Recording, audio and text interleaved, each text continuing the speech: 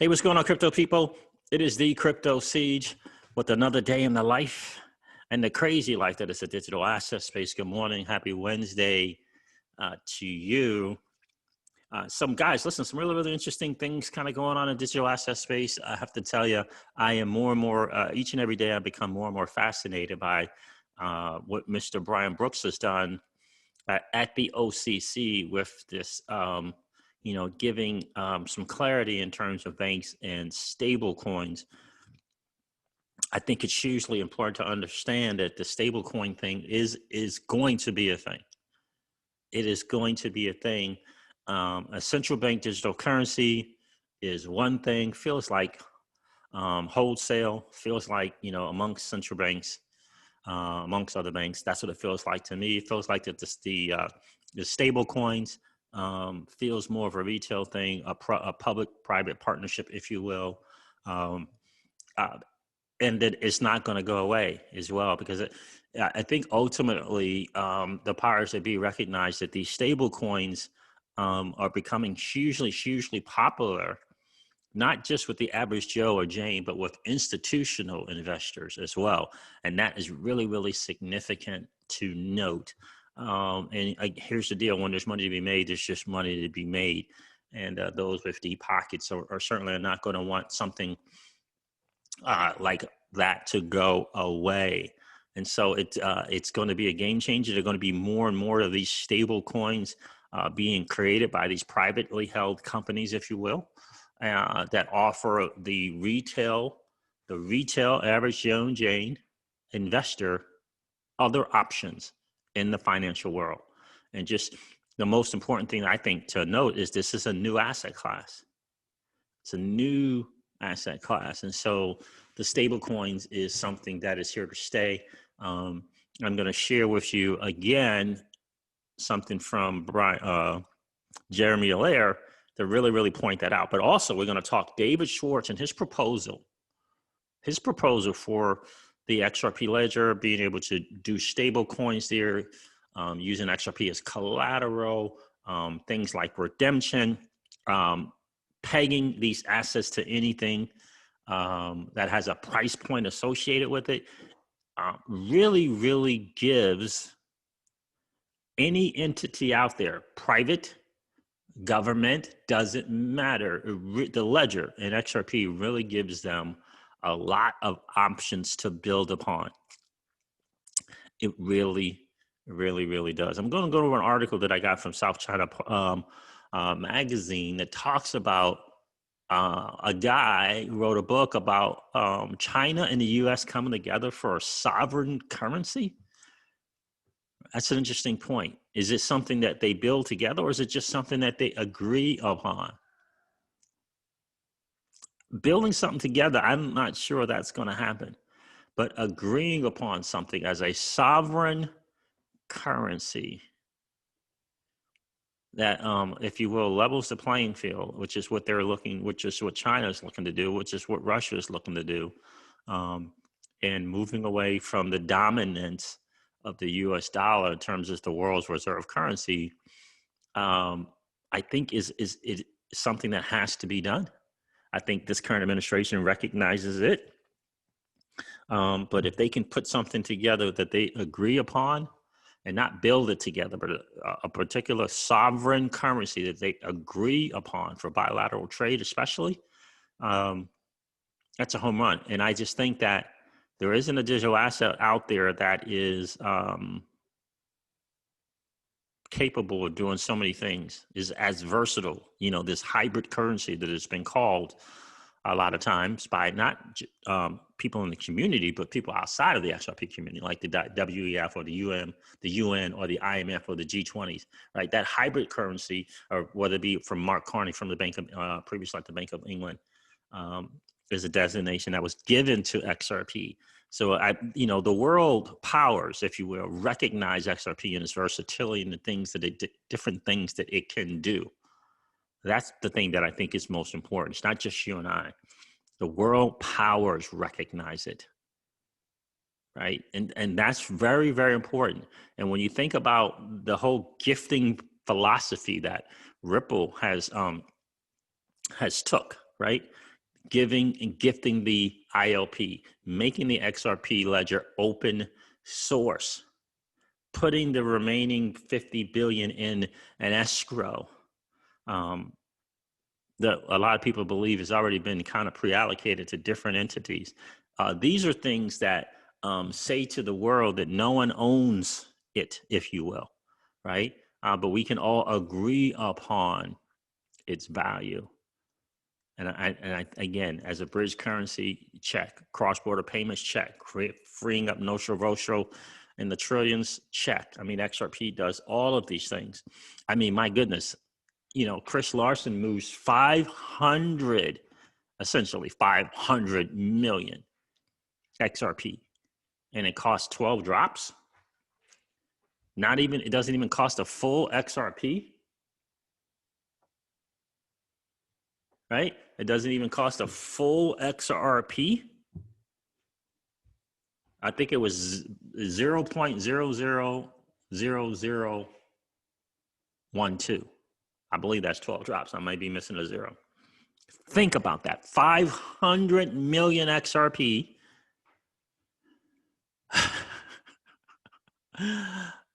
moved, and it doesn't even cost one XRP to move that. That's massive.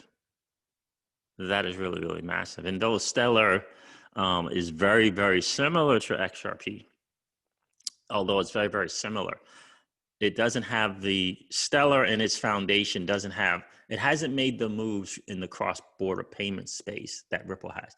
They tried to, then they backed out of it. And so, you know, Stellar, again, a lot of similarities in the technology there, obviously from Jet McCaleb, right? But it doesn't have the movement. It doesn't have the network that Ripple has in place, especially with the government. So will Stellar Lumens be the de facto retail digital asset? There's a really, really good possibility of that. Really, really good possibility. The fact that they just invested $500,000 into, I believe it was something called D-Transfer, that works on Satoshi Pay, is significant, right? So that's a good deal, right? That is a good deal for them. So we shall soon see. But I do think that it's important to understand that stablecoins are here to stay. My first recollection of David Schwartz, again, just out of nowhere, hopping on YouTube and sharing his proposal for the XRP and the ledger and stablecoins and other things, was either April or December of 2019. I think it might have been April of 2019. So let's go over that, because again, it just kind of proves out all the different things that can be done with this ledger that is valuable to the world, and especially in this new asset class as the digital asset space. So let's go over, let me see, what do I want to share first? Let's go over some of the OCC stuff. This is on circle.com. OCC guidance represents progress for stablecoins in the United States financial system. You see, right? Not for Circle, not for some walled garden, in the United States financial system. Today's newly issued guidance and commentary from the U.S. Treasury's OCC represents significant progress for the advancement of digital dollar stablecoins in the United States financial system. As an issuer of USD coin, the guidance validates the approach we have taken in building a resilient, powerful, and open standard for the use of digital dollars on the internet. The genius what David Schwartz is doing with the XRP ledger is anyone can build a stable coin there. Anyone or any entity can build it, right? Hugely, hugely important to note, right? Digital dollar stablecoins on public blockchain networks represent one of the most significant innovations in money and payment systems in history, enabling fast, inexpensive, interoperable, and global payments over the internet, right? So hugely, hugely important to know. Let's listen to a little bit of David Schwartz, smart guy. This is in October of 2019. Let's listen to this. Let me start from the beginning. Hi, this is David Schwartz, also known as Joel Katz, CTO at Ripple. I recently released a list of suggestions for XRP ledger development, and I got a lot of questions about the stablecoin proposal. So I thought it might be helpful for me to walk through what I have in the design to give people a better idea of how I intended the system to work. So first of all, it's a collateralized stablecoin. That means tokenized assets whose value are expected to remain constant in some unit. So if it's a dollar stable coin and you have 10 of it, you're expecting its value to remain stable at $10. These assets have a backing asset, in this case XRP. That means that there is something that is supposed to guarantee its value. Now, in some of those systems, you can actually redeem the stable coin for the backing asset. In some, you can't. And so one of the things I want to point out here, he says, by design, these stable coins will be perfectly liquid to XRP as face value on the ledger.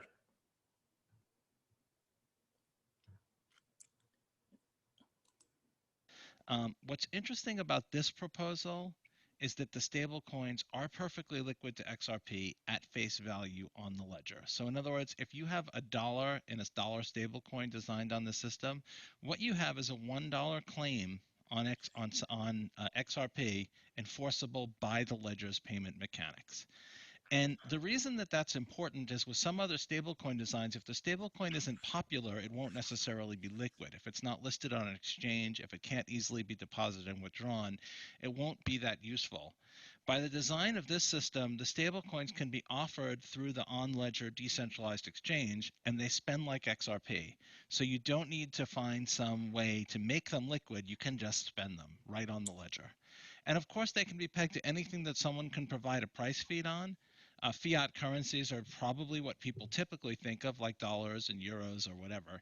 But they can also be pegged to things like stocks or precious metals or any other value source. As long as someone can provide a price feed for it, you can have a stablecoin pegged to that value. So there are 5 critical components to that.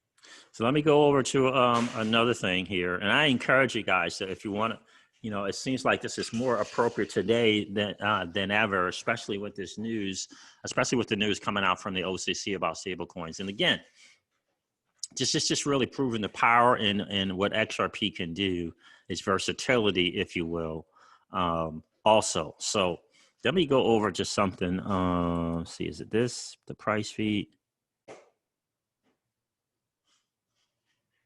Let's go over this one. It's part of the incentive system.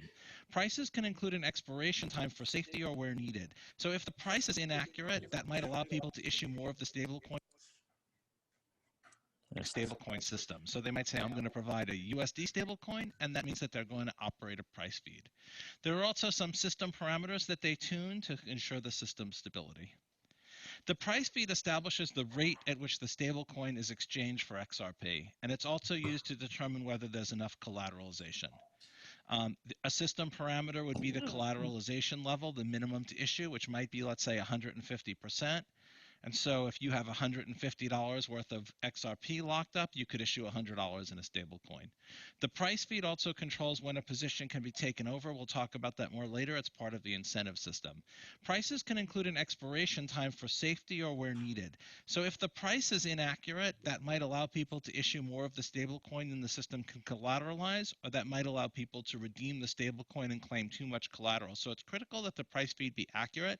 The operator can And what have we been noticing a lot lately with these liquidity indexes and the different things that the NASDAQ has been doing in terms of XRP liquidity, and these are really essentially our price feeds.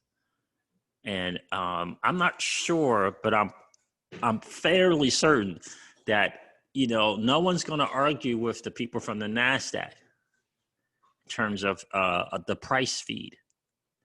And this is what the NASDAQ has been working on, both with BTC, ETH, and XRP, right?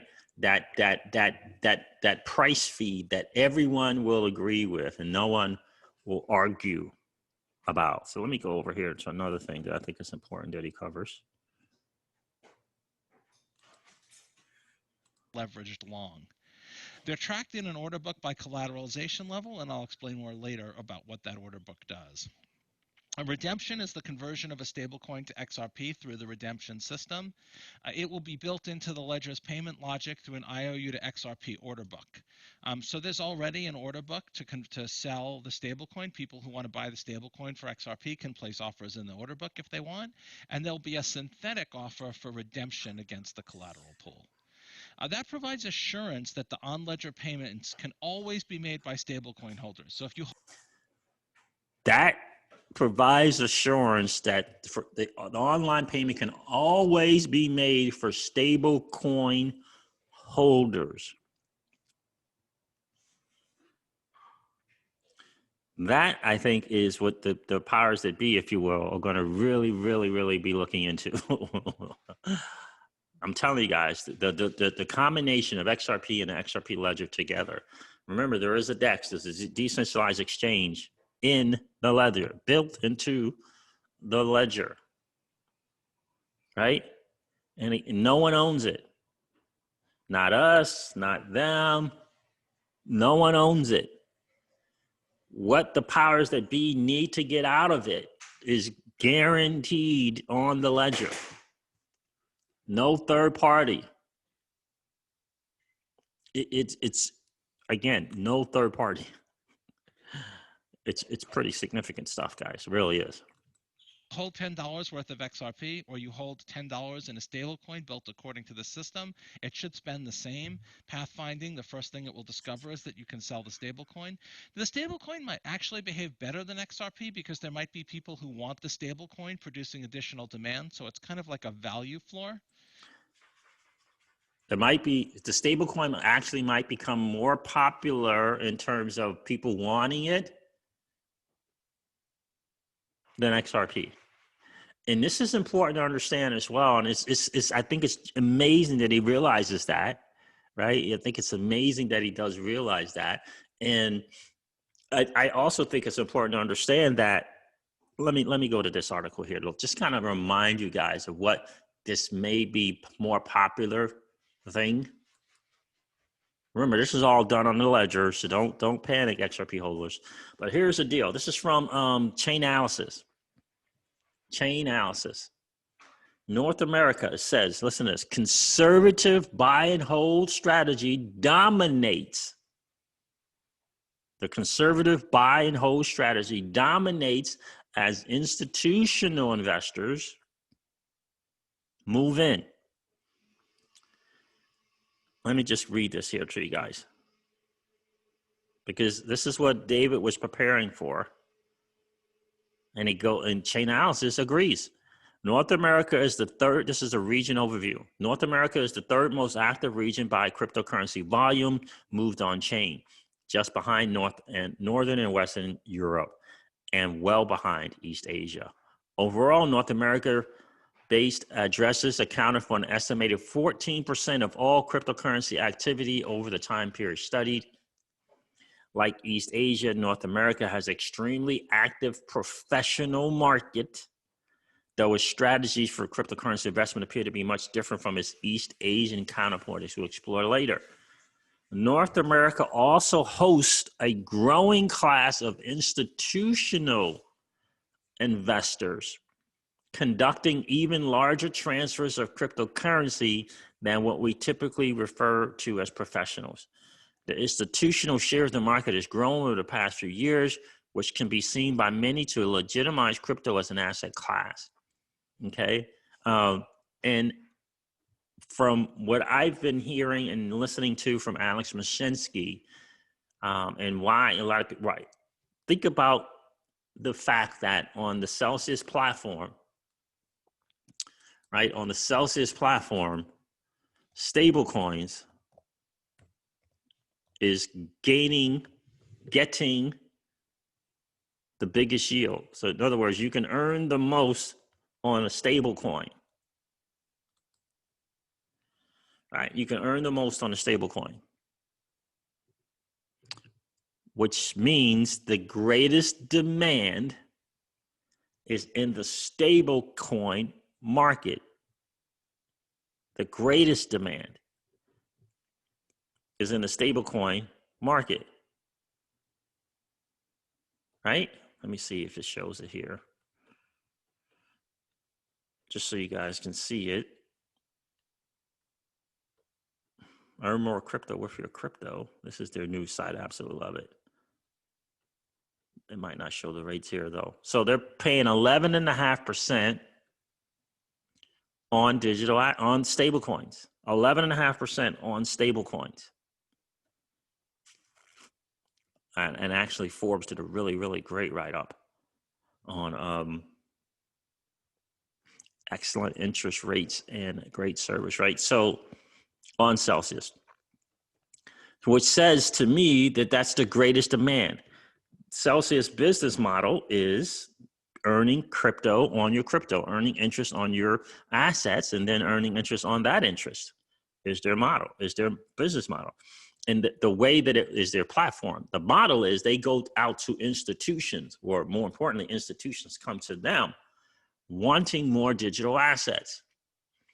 And if XRP is paying 3%, 3.5%, and stablecoin is paying out on Celsius 11.5%, that says to me that there's a greater demand for the stablecoin, which is why Alex at Celsius is able to offer us as platform holders 11.5%, because the model is to take the assets that they have deposited, they lend it out, if you will, to institutions, hedge funds, whatever, and that right now, today, then they pay you 80% back in yield, 80% to the deposit holders, you and I. Well, if it's 11.5% that you and I can earn, it has to mean that the demand at institutions and Wall Street is paying significantly more. And you can look it up. Again, it's what, 17 to 20% that they're willing to pay, because they go out and do all the different kind of trading and different stuff that they do. The institutions do. That in the end is the bottom line. And I think it's important to understand that it's supply and demand. And the demand for these stable coins is massive. This is why Jeremy Allaire wrote an article about it. It's not just because he and people from Coinbase created this USDC. Is that they understand that that's where the demand, that is where the demand was going to be, right? So if you're paying 3.61% for XRP, and you're paying 6% for Bitcoin, that means in the institutional hedge fund world, there's a greater demand for trading Bitcoin in their space. You understand?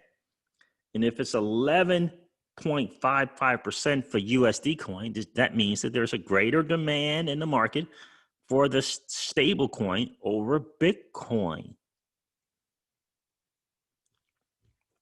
And the genius in what David Schwartz has put together is incredible.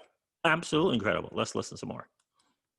It's at least as useful as an equivalent amount of XRP because you can convert it into an equivalent amount of XRP, but it also might be in greater demand for some reason.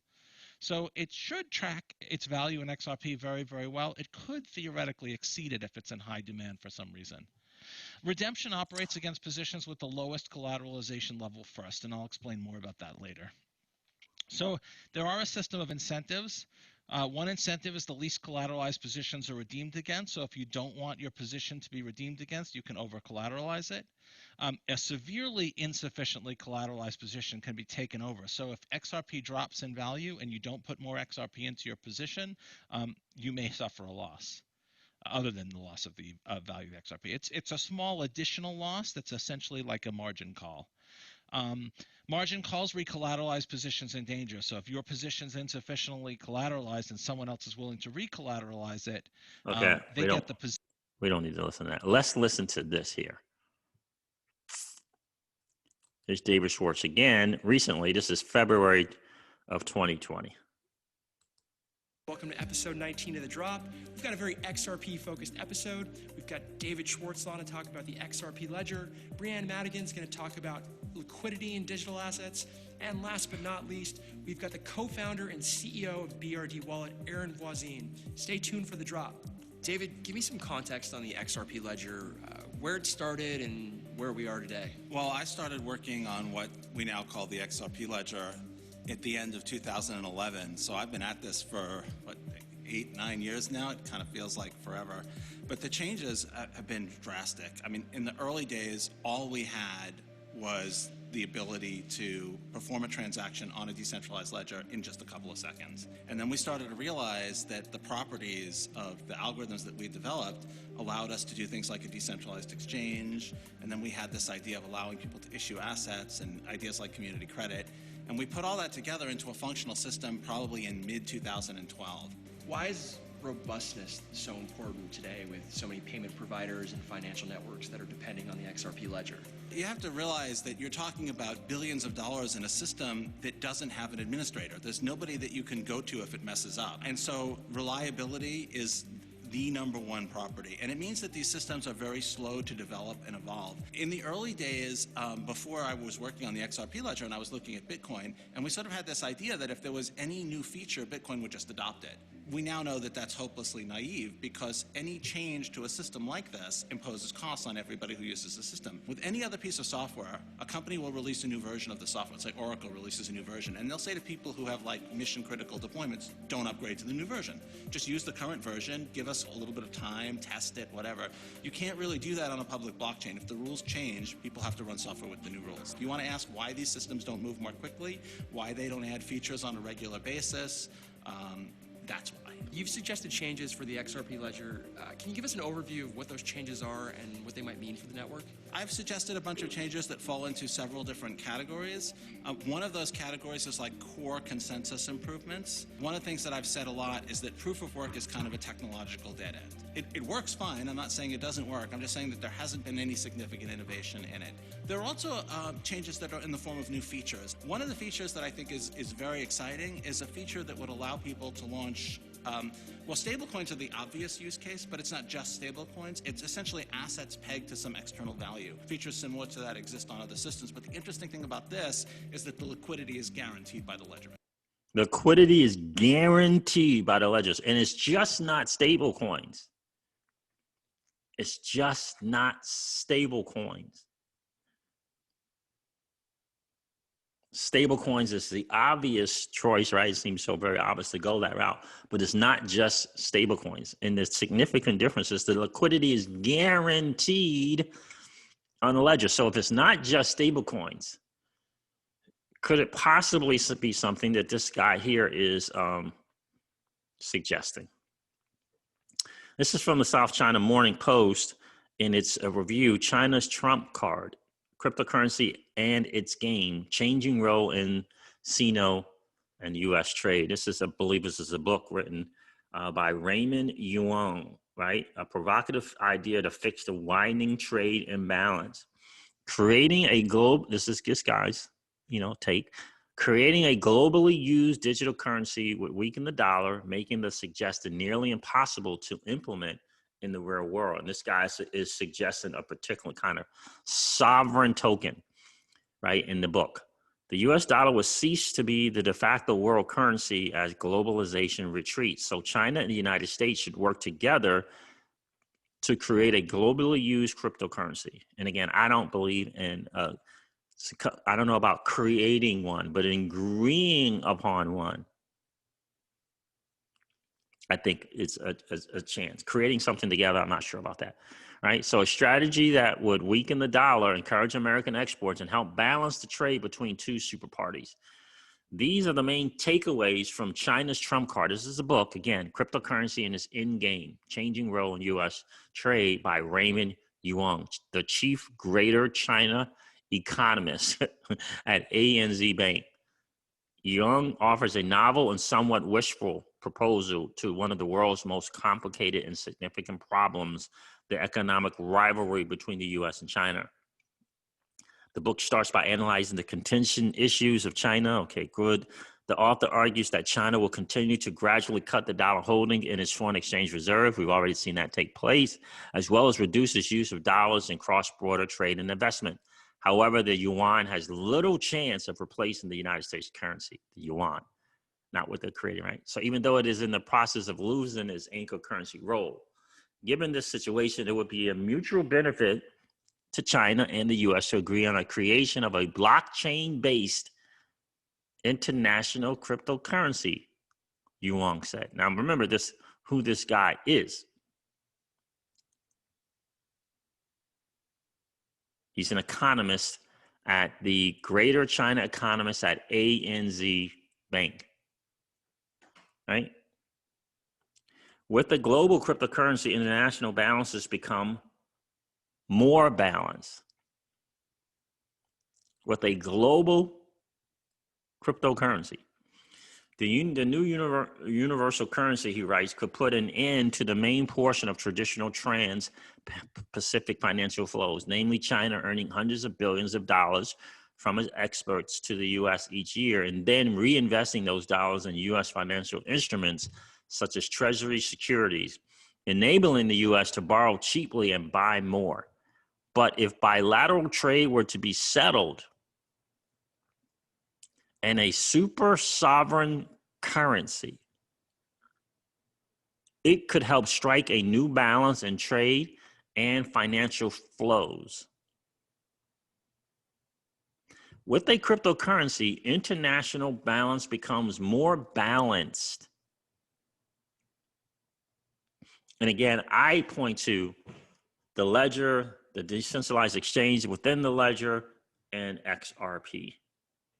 So again, David Schwartz said not just stablecoins. You can create anything on there, right? But the obvious choice is a stablecoin. So what would a sovereign cryptocurrency look like?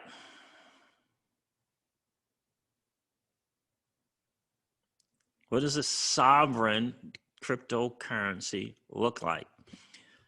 Young's book, published by Wiley, comes at a time when trade disputes between China and the U.S. has escalated into a full-fledged economic, geopolitical, and ideological rivalry. Young, who leads a research team, however, it's hard to imagine that Beijing would be able to use this trump card, since Young's idea is basically asking Washington to deliberately end the global dominance of the U.S. dollar, which affords the U.S. many benefits. I cannot see the U.S. standing aside to see the dollar change. Okay, what's the name? Andrew Strong, former chairman of Hong Kong Securities and Futures Commission, called Yuan's idea of replacing the dollar with a global currency provocative. A global currency. So the idea of it, right? And so it might not be exactly the same way that this guy is suggesting, but it could happen. So China's former central bank governor, Zhao Zhongwang, made a similar proposal in 2009. Of course they did, calling for the creation of a super sovereign currency based on the IMF's special drawing rights accounting unit that would eventually replace the dollar as the anchor of the global monetary system. So where are we going? Is this new asset class evolving and growing, or is it declining and contracting? This new asset class, that is the digital asset space, is expanding and it's growing. So this idea, although it might not be exactly what China and the people from China are proposing, it's an idea. It's an idea. And what I think is the ledger, again, is perfectly suited to create something that can be used as a sovereign currency. Don't know if it'll be XRP, but if it's something that's built on the ledger, that's a cool deal. If it's something that is going to be built and on the ledger, there's guaranteed liquidity because of XRP, it's a win-win for everyone. So I would definitely pay more attention to this. Stable coins, again, I think it's going to be absolutely huge. 11.5%. If you got $1,000 in your bank and you're getting 0.01%, or you can transfer it into a digital asset like stablecoin, USDC or Tether, if that's what you choose, or GUSD, Gemini's US dollar, and now earn 11.5% on the Celsius platform. By the way, I am an ambassador for the Celsius platform. I'm absolutely excited about being able to do that. And if you want to learn more about it, you can certainly use a link in the description, but I would encourage you to check out as many AMAs on Alice Mashinsky first on YouTube as you possibly can. But guys, in either case, this is where we're moving to. The ledger is a beast. The XRPL ledger, the XRP ledger is a beast. XRP, so versatile, all the different things that it can do. Certainly something that can be agreed upon to be built on and agreed upon to be used in the different ways that XRP can be used, without question, because the powers that be know that it's not owned. Remember, that 50 billion is in a smart contract, time released smart contract. And billion comes out, 99% of it goes right back in. Right back into the escrow. So, all right, guys, listen, I apologize for going a little bit longer, but I did want to point this out. I wanted to bring up this thing about China because it is an idea that has been brought up in 2009, is being brought up again. Something has to give, and this, I believe, the ledger and XRP it can be a mutually agreed upon, because again, it's a public blockchain, just like David Schwartz said. All right, guys, listen, I'm going to wrap up the stream like I do all of my streams and remind you guys of this. Old money doesn't want you to win. They don't want us to win. They would rather us remain a cog in their perpetual wheel of trading our time for dollars. They don't want us to play in the same playground that they play in, where we allow our money to work for us. This is our chance to win, guys. The digital asset space is our chance to win. We are in the midst of the greatest transfer of wealth in the history of man. Are you participating, or are you standing on the sidelines? Here's what I do know, that the battle for you has already been fought, and the victory is yours. Go get it. I'll talk to you soon, guys. See ya. Bye.